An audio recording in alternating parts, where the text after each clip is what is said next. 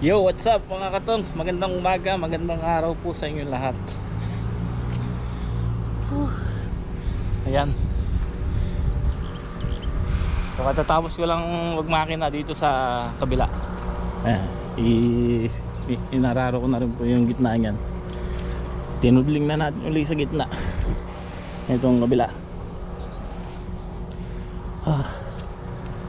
So, sila utol hahakot na ng chicken manure. Ayan po, nahakot na nila dun sa dulo. Sabi ko lagyan nila ng 4 na sako, isang tudling, para may pan tayo, may sumobra. Lalagyan natin yung kabila.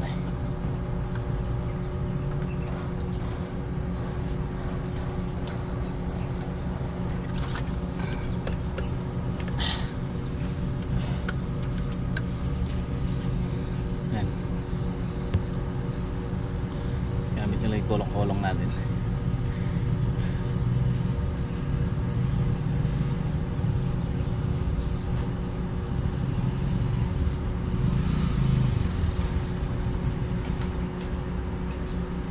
Tuyo ba?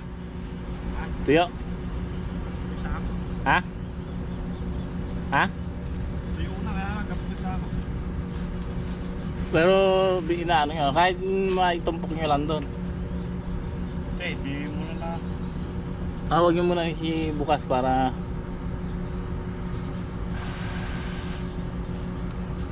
magaan na lang ata.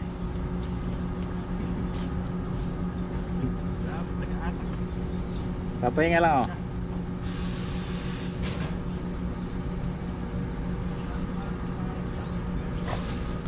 Hey.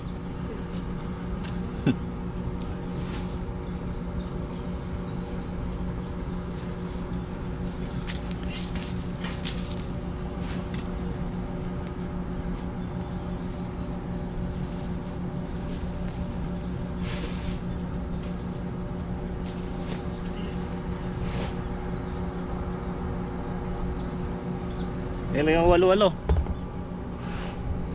Greg, ilan yung walo? Ha?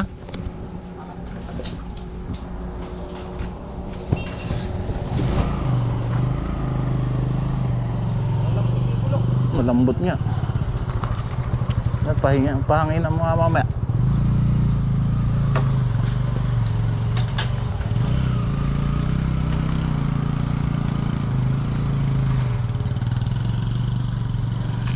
Ito natin, taga-atang tayo.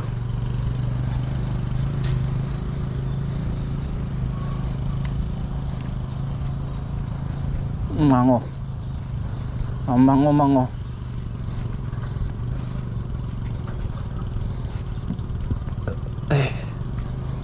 Lumapit na yung iba, lumalaban na sa init. Pero may mga ilang pang mahihina. Hintayin natin kumapit yan bago natin patabaan.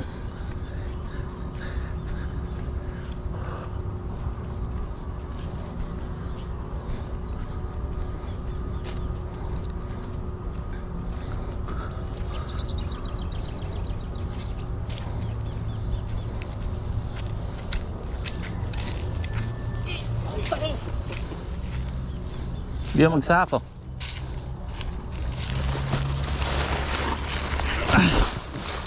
Mango.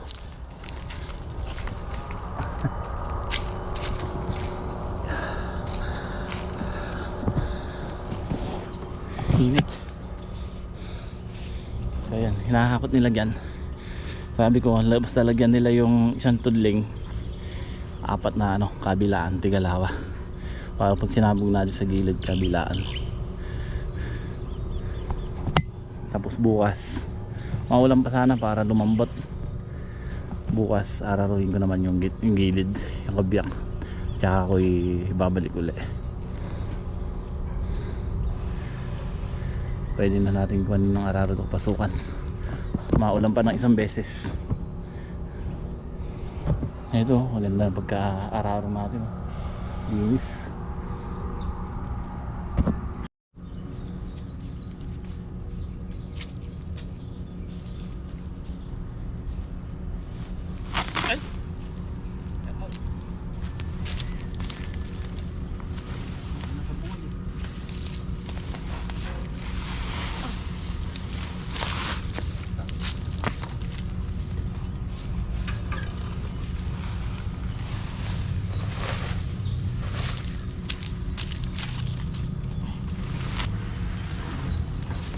Yan.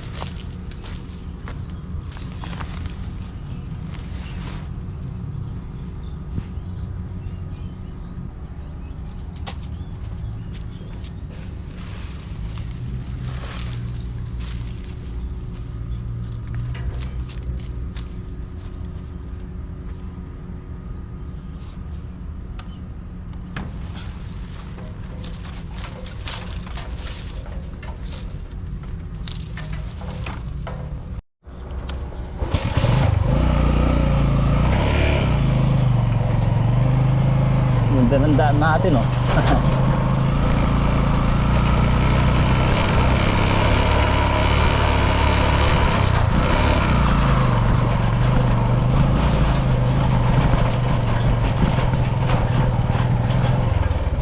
Anim pwede na.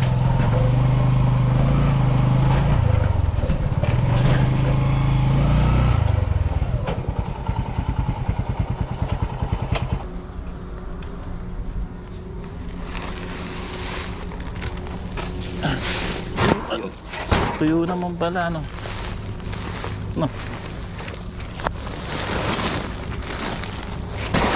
May babaw lang yung nabasaan yan, no.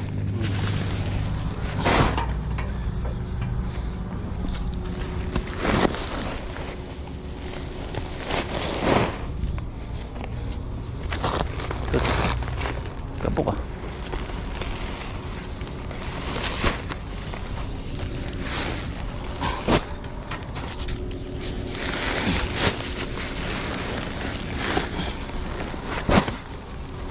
Try mo.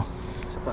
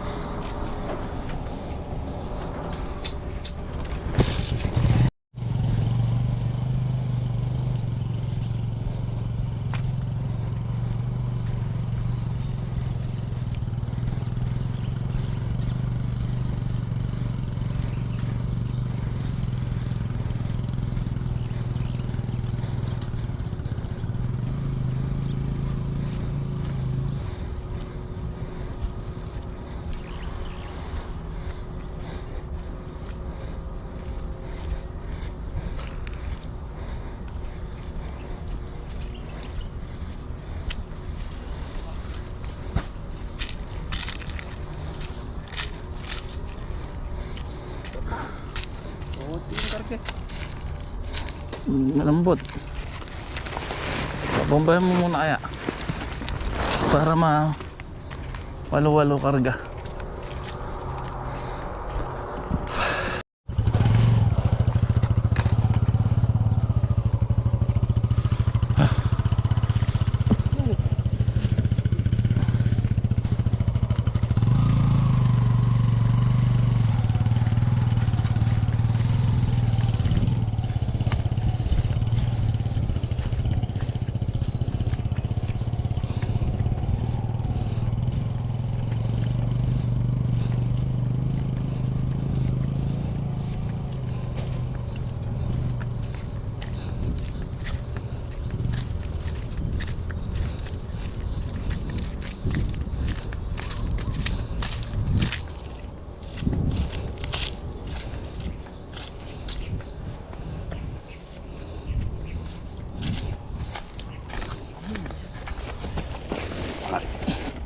Uy, tiga na rin.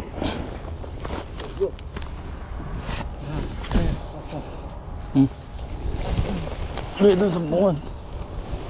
Bukod na.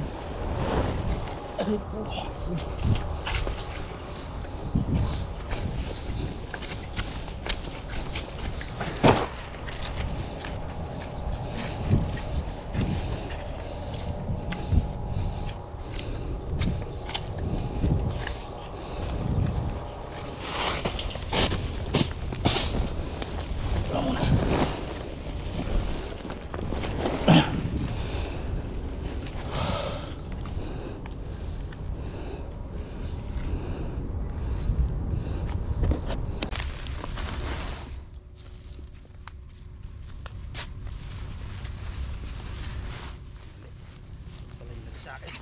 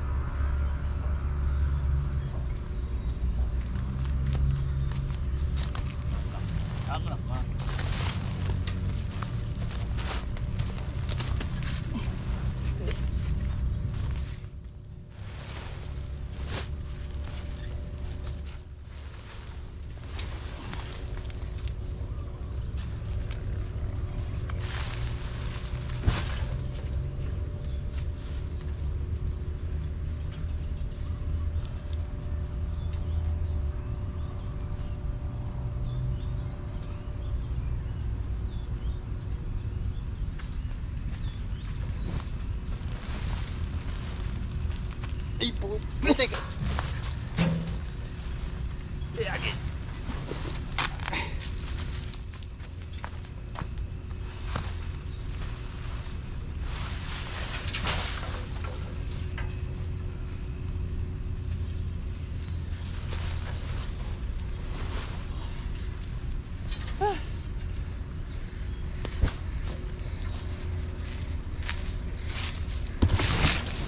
Tapos din sakto tanghalian na. Tinapos na nila para isang hugas na lang daw. So mamaya kakalat na lang nila.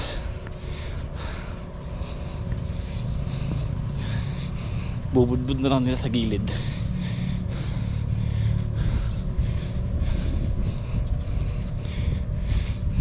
May natira tayo, alam ko 100 to mahigit eh. May natira tayong 40. Lalagyan natin dun niya sa kabila pagka niroto, tapos itutudling, sasabayin natin sa tudling.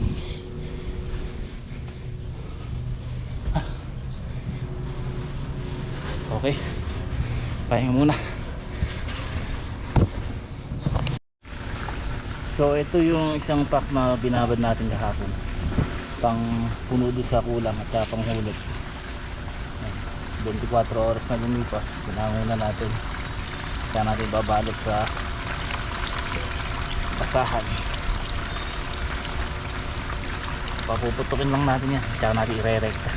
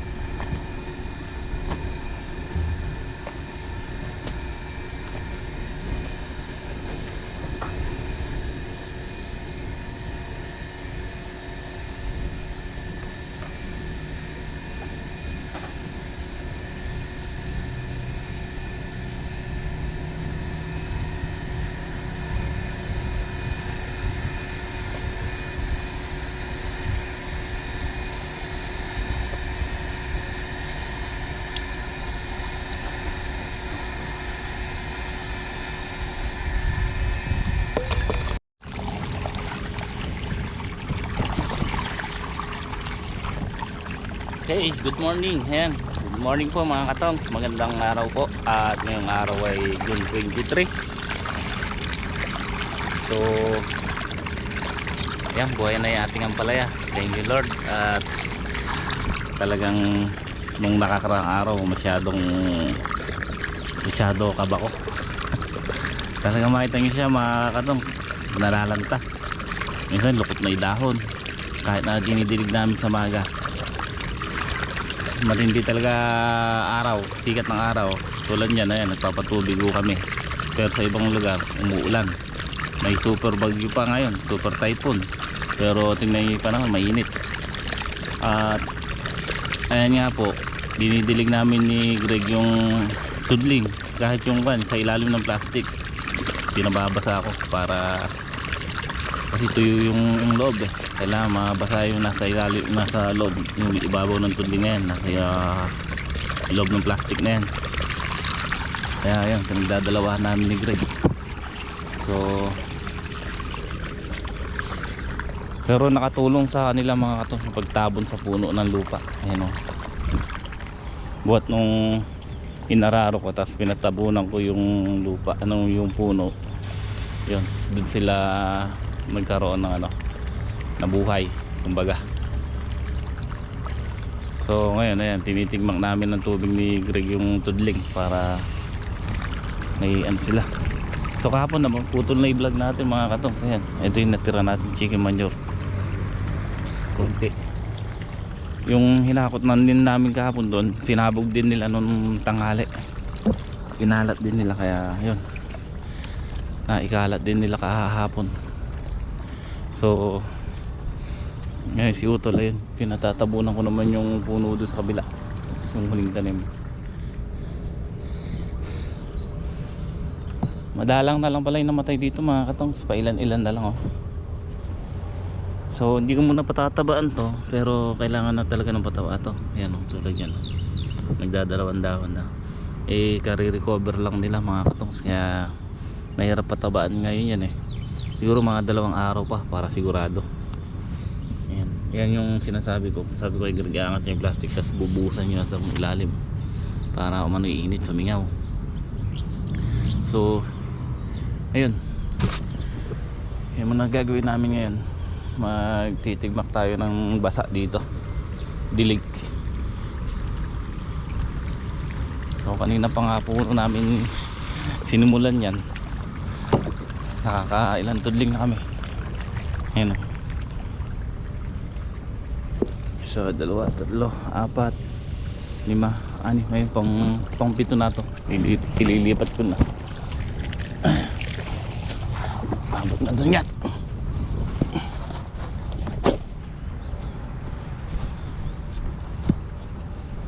Oops.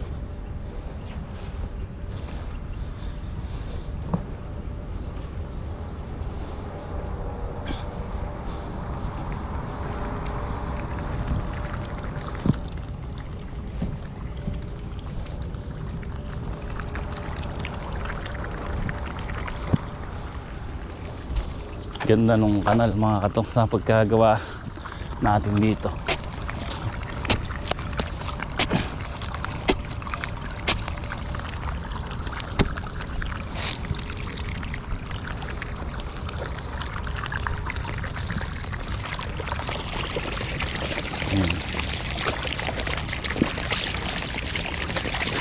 Yun, ganun lang mga katong, naangat natin tapos bubuhusan natin yung ilalim para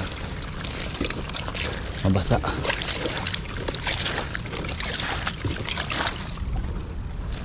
Hindi init dito, lalo kahapon mga katongs. Nung isang araw, nung nakapundoy ulan, pagkatapos nila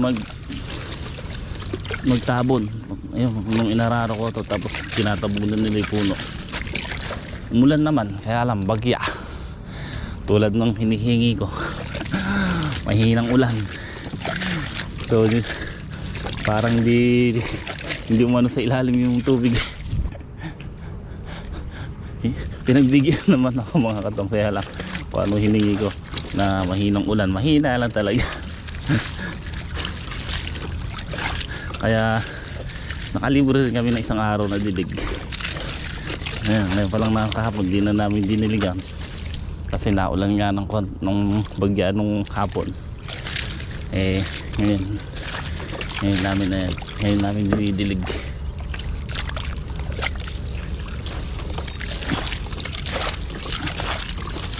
Super bagyo pa nung, super typhoon pa nung mga katong sa ganyan ang panahon.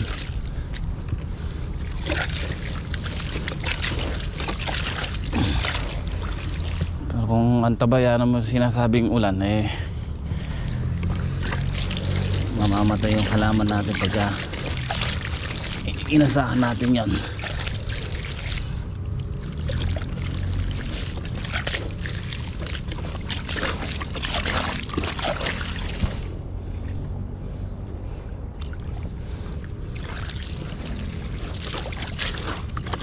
May mga patay na ganun pa isa-isa. Siguro sa isang tudling tatlo halapat ganun.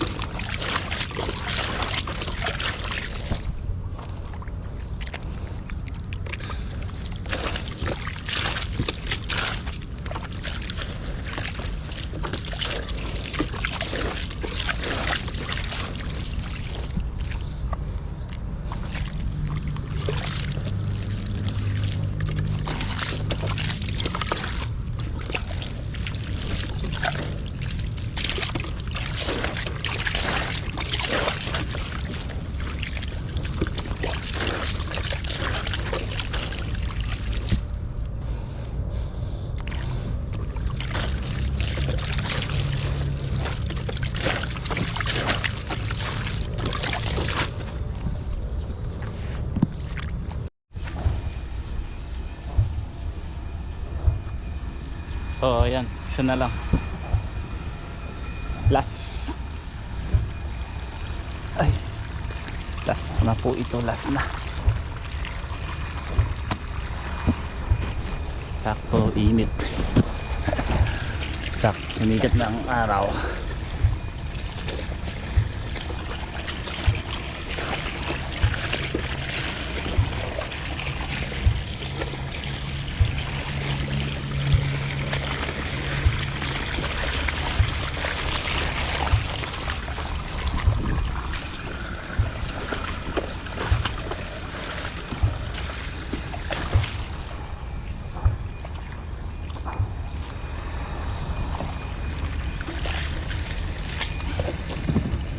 Ay,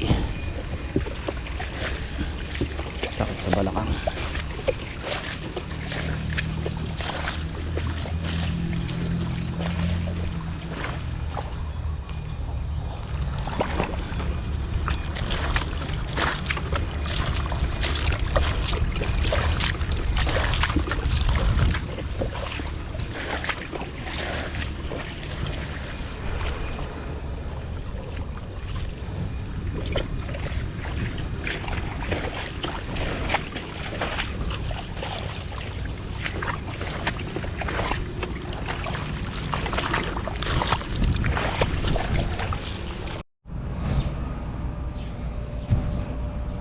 Okay, ayan po mga katongs. Dumating din yung stable. Yan, nang may salang na din natin to. Ayan po. Ayan, dumating din ang stable. Oh, di ba?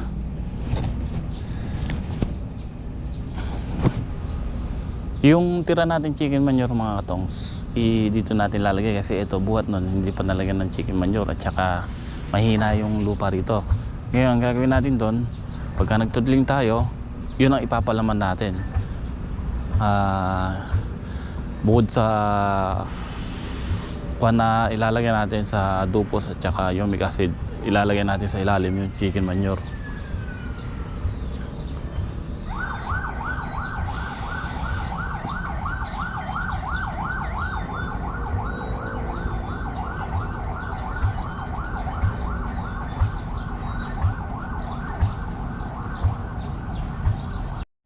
Yun oh, ganda na oh. Yan na nga po mga katong, sa ganda oh, naging patag na. Ito magagaling yung driver na ito mga katong, ito. Iba pala yung driver na ito. Yung nauna kasi, kaya hindi naroto to, hindi alam. Hindi marunong kasi sinesentro niya, malaki na malakwang kasi yung tudling. Sinesentro niya yung pilit. Tapos malalim pa yung kanal sa gitna. Doon niya dinadaan yung gulong. Kasalukuyang kaulan ng gabi kaya medyo basa, kaya dumudulas lang yung gulong nung stable ng traktora. Ito magaling, kanina paglusong pa lang antimano sinentro niya, tinungtong niya yung gulong mismo sa tudling. Kumbaga yung kanal, yun ang unang niyang sinentro, dinaanan, ginitnaan para matabunan yung kanal. Iba yung may alam talaga mga katongs. Yung nauna mahirap kasing sabihan baka sabihin nagmamarunong pa ako, kaya nung nakadalawang siya nakita niya ni-slide, nagtataka ako, ayaw niya itungtong yung gulong sa mataas. Nakadalawang siya, sabi niya hindi daw kaya, so kaya iniwanan to. Ito po, iikukan namin to, ibubuto. Buto po muna yan, buto. Pwede siguro papasok dito. Nung nakaraan kasing tanim ko dyan ng mistisa, kulang 4 na pack. Medyo dadalangan natin yung tudling, kaya pasok na pasok lang dyan yung, yung 3 pack. So dati kasi ilang tudling yan, baka ngayon 8 lang or 7. Kaya mahaba yan, diretso na gagawin kong balag yan. Kasi makikitid lang naman.